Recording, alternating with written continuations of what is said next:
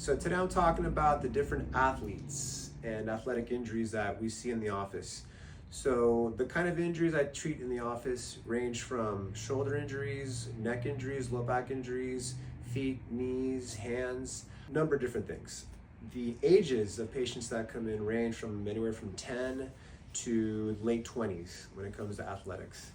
The sports that I've seen in the past, they go from basketball to baseball, soccer, MMA fighters, boxers, a few tennis players, number of different sports that we treat. As far as the improvements that I've seen in the performance of athletes with chiropractic adjustments, I have a funny story about this. There was actually a patient that came in the other day. She was about 10 to 12 years old, and I told her she had a right-sided weakness.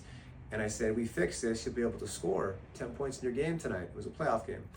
And sure enough, she looked at me, she said, our team hasn't scored 10 points yet in the game.